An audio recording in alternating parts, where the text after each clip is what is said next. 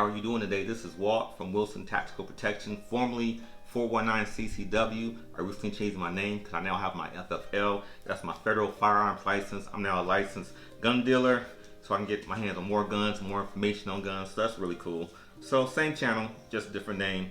And today I'm doing a review of the Taurus PT92 AFS-D. That's this beauty right here. This gun is unloaded.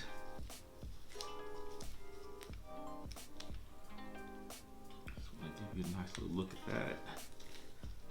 Now, the reason I bought this is because I was on my pretty gun, my shiny gun kick. And the first gun I bought was this Gear Sign Regard MC 9mm, and I think this is absolutely beautiful. Stunning gun. So this was the first one I bought. I had to have that. I customized it, as you can see. And then the second gun I bought and customized was the Rock Island Armory 1911, which is this gun right here. And I had this one customized, as you can see here.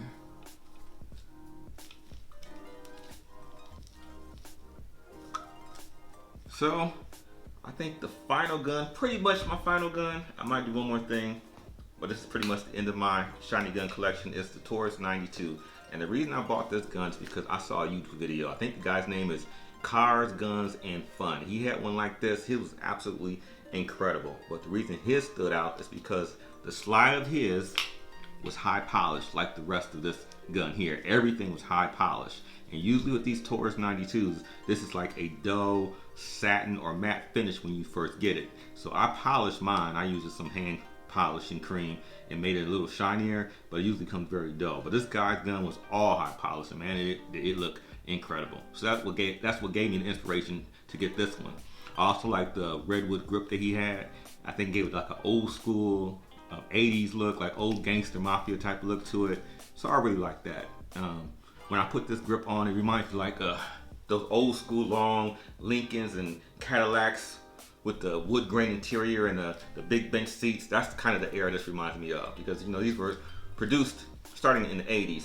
Taurus actually bought a factory in Brazil from Beretta and began manufacturing these. So when people tell you that these are cheap knockoffs of Berettas, tell them to shut up, because they don't know what they're talking about. Taurus bought the factory, used the same machinery, some of the same people even, and produced their Taurus 92s from the same Beretta factory. So these are very similar in quality and build. Now, one difference between the Taurus and the Beretta you will find is the safety. On the Taurus, the safety is on the frame. On the Beretta, the safety is on the slide. So that's how you can tell the difference between the two. But they are very similar. All of their parts are not compatible, so be careful with that. Now, mine was, when I bought it, it was just basic, all stainless. It had a black plastic grip. These come either a black plastic grip or a white pearl grip. White pearl grip looks good too, but at the time, I couldn't really find any of these in the stores, and this is before I had my FFL license, so I bought mine off of Gun Broker. But they come in spurts. Sometimes you'll see them in stock, and sometimes you won't. They go quick, because they're very popular. Now, I will say, as far as the grip, when I replace this, you might have to try different configurations with the grip because of the screws. Depending on the size, the thickness of your grip. For instance, mine originally came with one small screw and then 3 large screws, right? But then when I bought this grip, I used 4 large screws, but they wouldn't fit. The screws would come right out. It wasn't a tight fit with this grip. So what I had to do was get 4 small screws and bushings. And now it fits securely and tightly in place. So depending on what type of grip you have, you might have to try a different configuration of screws, large screws, small screws, or bushings. And also be careful. It didn't happen with me, but they say when you take out that small screw, be careful because the spring might pop out and you don't want to lose the screw. But luckily, I didn't have that problem. I haven't shot it yet. I'm going to actually shoot it tomorrow. But I think it's a beautiful gun. Good reviews on YouTube. If you watch the YouTube review, they say it's a very good, dependable gun. Some police stations or police departments use these. They're very popular, very nice guns. So I don't know why people hate on these so much. I just think it's a beautiful gun. They also come in black, all black gun. But of course, I wanted the stainless. I wanted the shiny, pretty gun. As far as the parts, I bought some old parts from eBay, and then I sent it to this guy called Lost 40 Grips. He's on Facebook and on eBay, and he's great when it comes to gold plating parts. He gets it done quickly. His price is not bad. So shout out to Lost 40 Grips. That's where I got my parts gold plated at. Then I put them on. I put the grip on myself. Now, one thing that sucked is what you see the magazines. These aren't the original magazines. The original magazines are these, and they're very cheap and ugly. Look at them. It really is even a little. It's just a small little teeny base pad. This little thing sticks out. You know, it's not nice looking at all. These are very cheap, I will say that. So what I wanted to do was get some base plates like I did with this Regard. This is the Gear Sign Regard, but I bought Beretta base plates to fit on there. And that makes it look really good. So I was gonna get silver, or should I say stainless, base plates that had like a little gold design on it, and put them on these. And the base plate fit on these, but it would not fit securely in the gun. When I put them in, the magazine would not lock in place with the pads on it. You could pull it right back out, and that's not secure. But I saw other guys on YouTube with those base plates. I even messaged one. He never messaged me back. So if you're watching this, you suck, because I always respond to everybody that hits me up. But anyway, it wouldn't fit on these. I even tried different magazines, so that's why I have so many magazines. I bought these.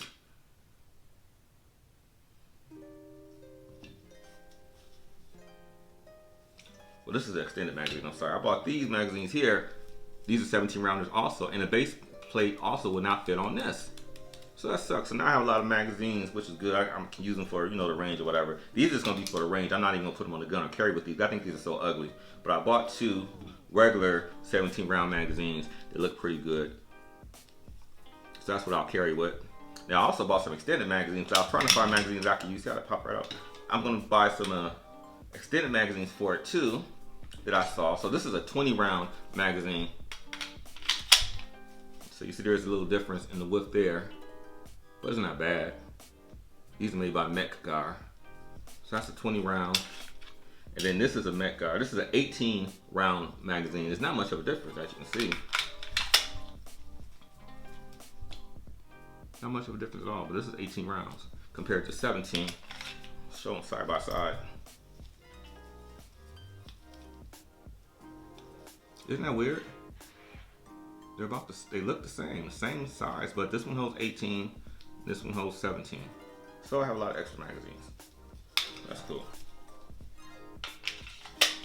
I bought a holster for it. I'll show you that in a minute. Let me show you this. This is a double action, single action gun. So when it's cocked back like that, single action, lighter trigger pull, or you can use it this way, which is double action, which just makes the trigger pull longer. Then every shot after that will be single action. You can also cock and lock it like that. Some people say they don't like to do it. I read about people saying they don't like to carry the guns cocked and locked. I really don't know why, because nothing's going to happen to it. As far as I know, I haven't heard of any issues, especially if you have it in a holster. But some people don't want to carry it cocked and locked, so they just carry it like this. To each his own. I don't know how I'm going to carry mine, but I am going to carry it. This is a holster I bought off of eBay. No, I'm sorry, I didn't buy it off eBay. I bought this off Amazon. 55 bucks. It was the holster and magazine holster. 55 bucks. Be careful when you buy a holster for this that you buy one that fits with the rail. If you have a Taurus with the rail, make sure your holster is made for one that'll fit the rail. I'm not going to put anything on the rail. I don't think I really need to do all that. But it's okay. It fits cool. The snap is good. The little thumb snap. The material to me isn't the best. It reminds me like a cheap cardboard. They call it cowhide. I call it cheap cardboard because it just looks cheap. I really don't like the look of it. But I mean, it does the purpose that it's intended for as far as right now. But look, even on this table right now, you see a little piece of the cowhide coming up and falling. That's kind of cheap. But for 55 bucks, I mean, it's good for right now. And it holds the gun secure. It's an outside the waistband holster, but that's how I carry. I think this would be a little uncomfortable carrying inside. I can carry inside the waistband. I do sometimes, but with like the bigger guns, I just carry outside the waistband and just put a vest or a jacket on. I don't open carry. I say that all the time because I think it's dangerous. Like it puts a target on you. People don't need to know what you're carrying. People need to be surprised if something comes up. So I don't open carry. But to each his own once again. So this is my Taurus. This is it compared to the Gear Sign Regard. Like I said, they are very similar. Both are very similar to the Beretta. You see this one has the safety on the slide.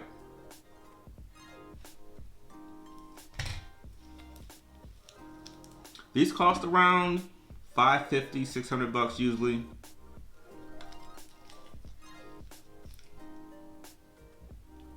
And as far as the parts, you know, the price of that varies depending on where you get them from. Like I said, you can get them from eBay. That's usually where I get my parts from, like as far as buying triggers and hammers and things of that nature. I usually just go on eBay. Sometimes you can get it already gold plated, but if not, just get some old parts, send it to Lost 40 Grips, he'll gold plate it, and then boom, you have this too.